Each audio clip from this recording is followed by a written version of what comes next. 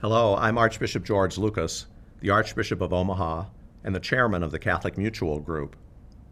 The program you're about to participate in deals with one of our highest priorities in the Church, providing a safe environment for our young people.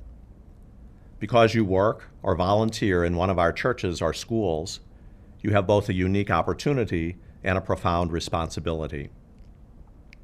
The truth is, you may be the one who can protect a young person from the devastating effects of abuse or neglect. I consider this program to be of the utmost importance, and I urge you to give your full attention to what you are about to see. Thank you, and God bless you. Ball pop. Hey, ball. Hey, hey. All right. Ball. Ball. There. Ball. Caitlin, ball. There. This way. Right here.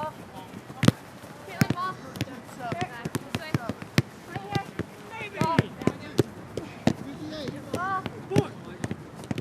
Yeah, Jess. All right, bring it in. Everyone take a knee. I like what I'm seeing out there, but we need to work on our conditioning. I want everyone paying attention to what you eat, make sure you get enough rest, and on days when we're not practicing, I want you running intervals. All right? Let's bring it in. Let's hear it. STA Saints! Anybody riding with me, get your stuff and head to my car. I got stuff to do tonight.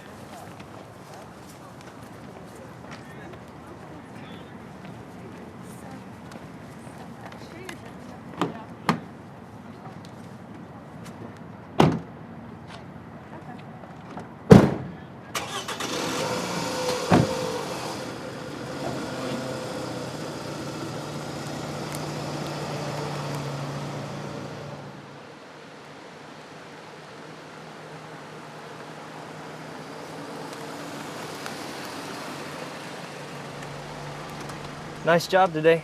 Thanks. Now get out of here and don't be texting with Katie all night. Okay. See you at school. All right.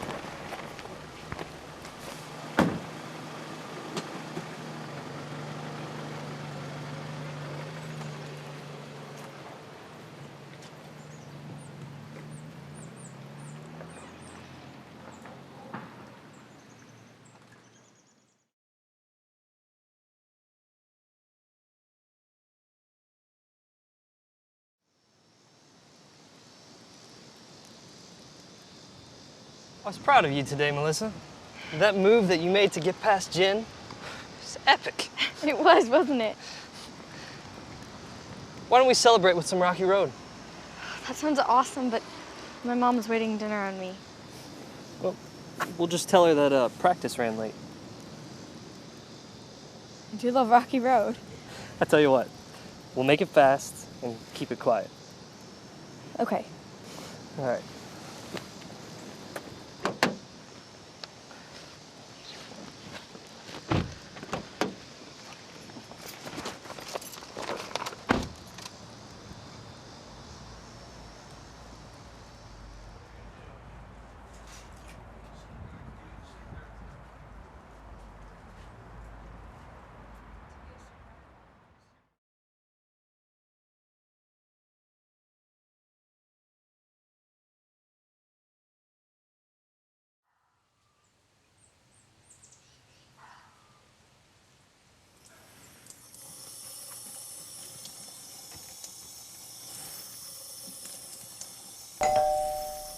Sounds like the coach is here. Can you get the door?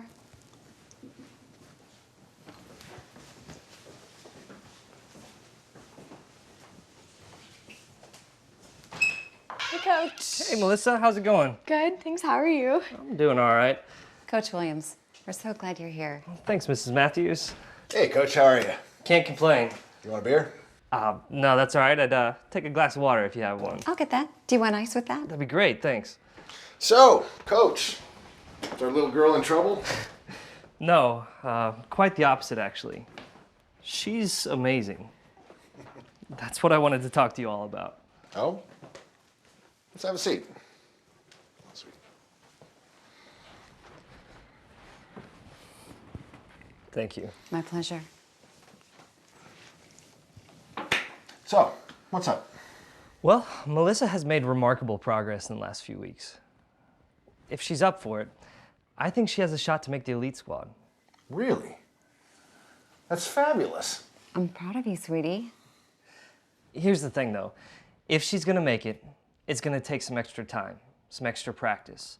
There's still a couple things that we need to improve on. Now, Melissa, I'm willing to work with you on this, but it's gonna be hard. You have to be sure that you want to do this and that you're willing to do whatever needs to be done. It's a family decision. So take some time, think about it, talk about it, let me know whatever you decide.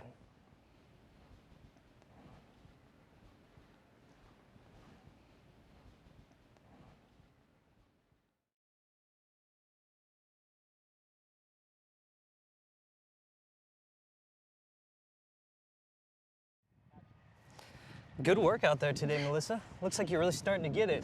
Feels like it. Let's grab some water. Perfect. Thanks, Coach. No problem.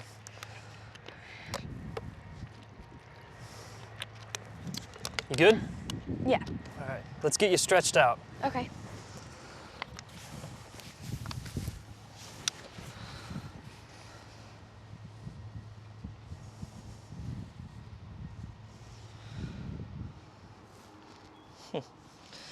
Cabs are pretty tight today. Yeah.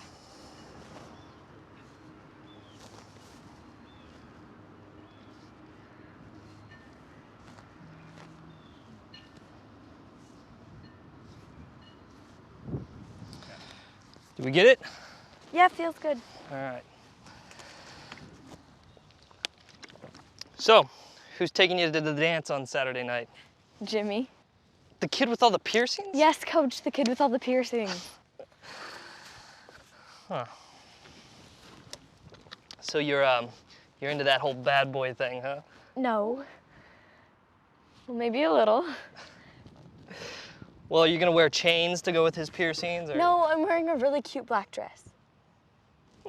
Well, I bet you'll be beautiful. Text me a picture.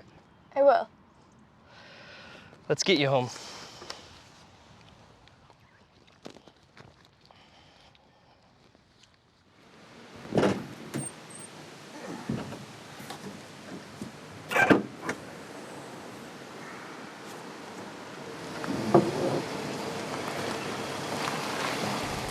What's your dad up to? We're having a barbecue next weekend, and Mom's been after him to fix the deck. Huh. Looks like he could use some help. Hey, Mr. Matthews, let me give you a hand with that. That's okay, I got it. No, please, let me help. It's much easier with two. All right. Bye, Coach. See you at school. See you, Melissa. Have a good night. You know, I worked my way through school as a trim carpenter. I could help you knock out these repairs in just a couple hours. I couldn't ask you to do that. It'd be nice to swing a hammer again. Well, you know, I could use the help. How's 9 o'clock Saturday morning sound? Sounds great. I'll be here with my tools. Okay. I'll see you then. Yeah.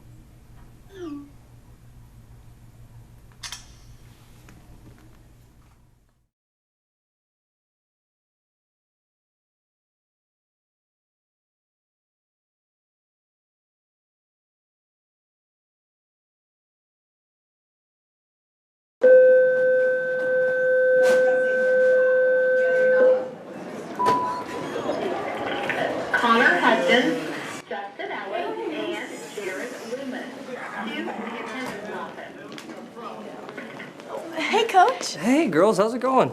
Good. Great. How are you? I'm doing well. Oh, how was your trip? It was awesome. I climbed another 14er. Cool. Was it hard? It totally kicked my butt. Hey, Melissa, before you leave today, I need you to stop by my office, if you would, please. Sure. Great. Hey, I gotta get going. I'll see you guys later.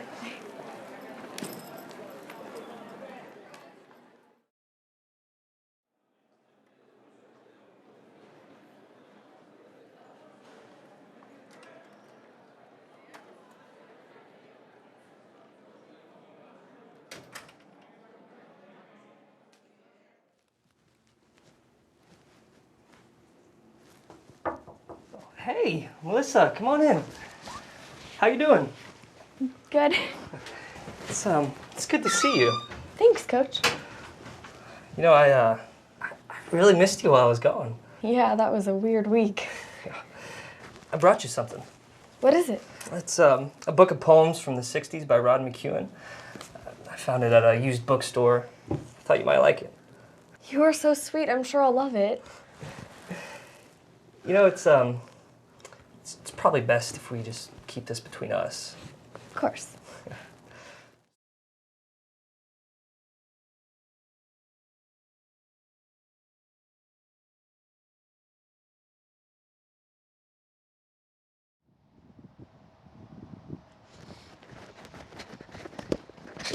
Great shot! Let's call it a day. Coach, I really want to make the elite squad, and I know that would never happen without all of the extra time you spend with me. First of all, when we're alone, you can call me Adam. Seriously? Seriously. Okay. And second, you know, I really enjoy the time that we spend together. You're so talented, so mature and so beautiful. So different than other girls your age. Wow. Thanks, Adam.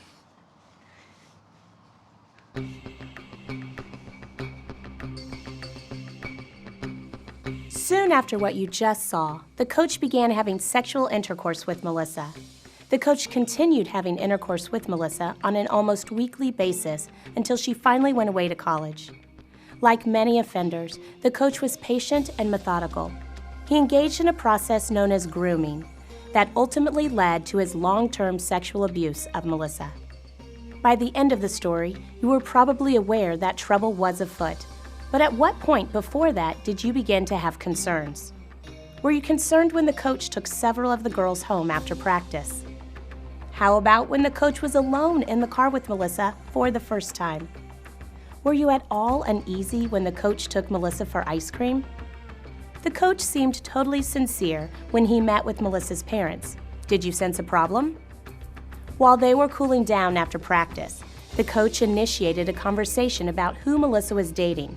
Did anything in that conversation give you cause for concern? How about the follow-up text exchange between the coach and Melissa? The coach bought Melissa a small gift. He also asked her to keep the gift a secret. Did that seem appropriate to you? Finally, the encounter when the coach embraced Melissa. Hard to miss that. Everything the coach did was part of the grooming process. Grooming is a subtle, gradual, and escalating process of building trust and emotional connection with a targeted victim. Offenders may groom an intended victim for weeks, months, or even years before the abuse becomes overtly sexual. There is a tendency to assume that sexual abuse is mostly committed by strangers, but the truth is 95% of all sexual abuse is perpetrated by people who are known and trusted, often individuals who are firmly entrenched in the community. During the grooming process, offenders ignore rules and cross boundaries. In the early stages of grooming, some of these behaviors at first glance may seem relatively harmless, but without question, they are indicators of concern. Let's look back at some of the key indicators. Early in the story, the coach was alone with Melissa in his car. This is almost always a policy violation. Except in emergency situations, a student riding alone with a non-related teacher is a bad idea. Please understand, if you see a colleague with a student in his or her car, you shouldn't necessarily assume sexual abuse is taking place. But you do need to make a mental note, and you need to be more vigilant regarding the colleague's behavior. There may be a perfectly legitimate reason for a student riding with your colleague, but you also need to be aware that offenders are always looking for ways to be alone with intended victims. That sounds awesome, but my mom's waiting dinner on me. Well, we'll just tell her that practice ran late. I do love Rocky Road. I tell you what, we'll make it fast and keep it quiet. Now this is a real problem. Not only is the coach stepping way outside his proper role by taking Melissa for ice cream, he's encouraging Melissa to betray her parents and to keep a secret. This is a common tactic of offenders. They try to make their intended victims complicit in deceit. If the victim fears being caught in a lie, she is far less likely to tell anyone about the offender's inappropriate behavior. But it's a family decision. So take some time, think about it, talk about it. Let me know whatever you decide. You know, I worked my way through school as a trim carpenter. I could help you knock out these repairs in just a couple hours. Offenders often groom adults who are associated with the intended victim. Offenders work hard to be seen as helpful, competent, and trustworthy. Many times they're unusually available to do favors. Their goal is to generate such goodwill that their character is beyond reproach, and their true motives are simply unimaginable. Cabs are pretty tight today. Yeah.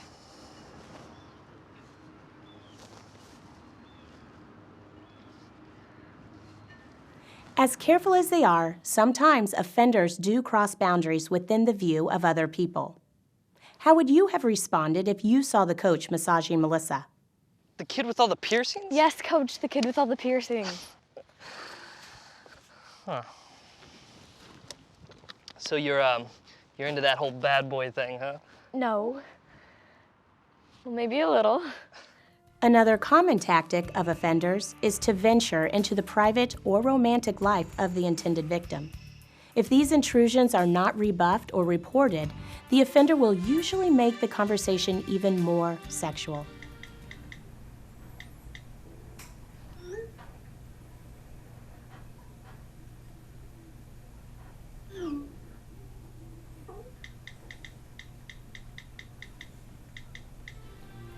Texting a young person without the parent's knowledge is never acceptable, but the sexual content of that exchange goes way beyond the pale. This is an example of how an initial, seemingly benign personal inquiry can escalate into a provocative and inappropriate conversation. I brought you something. What is it? It's a book of poems from the 60s by Rod McEwen. I found it at a used bookstore. I thought you might like it. You are so sweet. I'm sure I'll love it. You know, it's probably best if we just keep this between us. Of course. Gift giving and secrecy are two common grooming tools. Gifts are used to make the intended victim feel special. Secrecy isolates the victim from family and friends.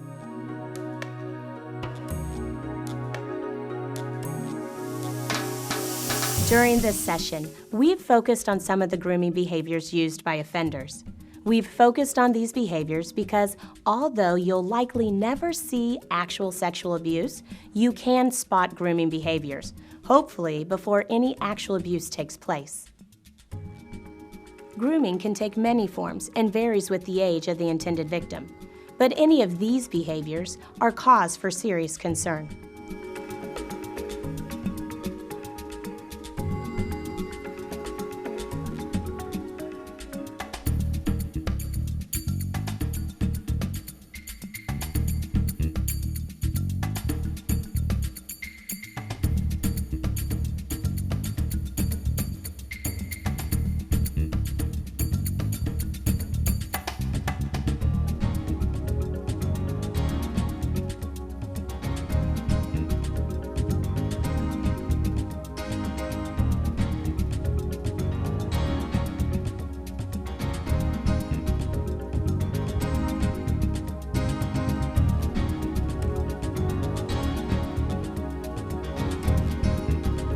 course, the isolated occurrence of one of these behaviors doesn't necessarily mean sexual abuse is taking place.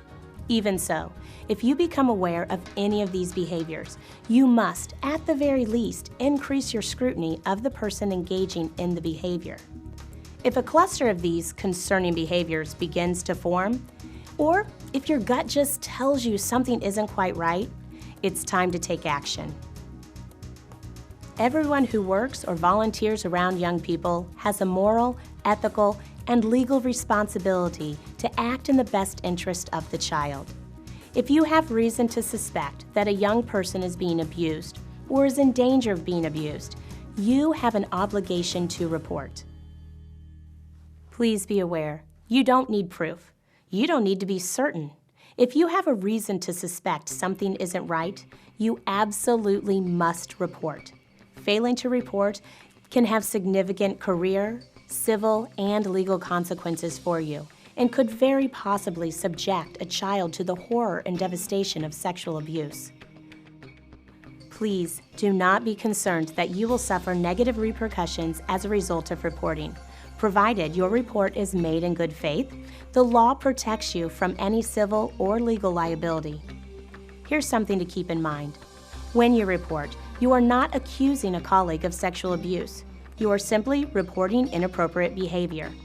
It is not your responsibility to investigate the inappropriate behavior, but it is your duty to report it. Finally, there is one terrifying consideration. Offenders are very likely to continue their criminal behavior until they are apprehended. That means your report could save not just one child, but perhaps dozens or even hundreds. In the example we just saw, the offender was a man, but offenders may also be women. Offenders may be married or single, heterosexual or homosexual. They may be juveniles or senior citizens. They may be of any race, religion, or ethnicity. And while they can work in almost any field, many times they'll try to position themselves where they have access to potential victims. There is another situation that requires particular care. In our schools and parishes, there are adults who are vulnerable because of physical, mental, or emotional disabilities. Because these folks are often less able to protect themselves, we must be especially vigilant when it comes to their well-being.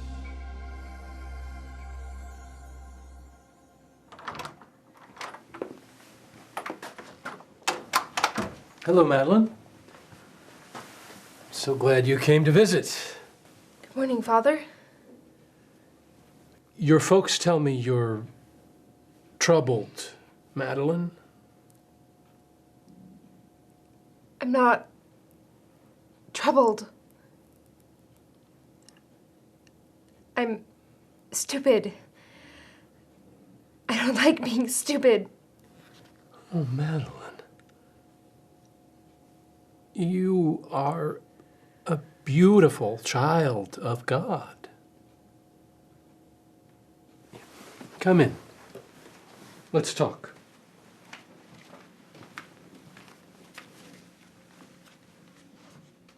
Vulnerable adults, such as people with developmental disabilities, regardless of their age, must be afforded the same care and protection we insist upon for our young people. And while the vast majority of all lay people, clergy, and pastoral ministers are caring and moral people who would never harm another person, we must maintain our vigilance regardless of a person's position or authority. Please don't assume any particular type of person is an offender or beyond reproach. If you see any of the behaviors we've identified as cause for concern, you must take the proper action immediately.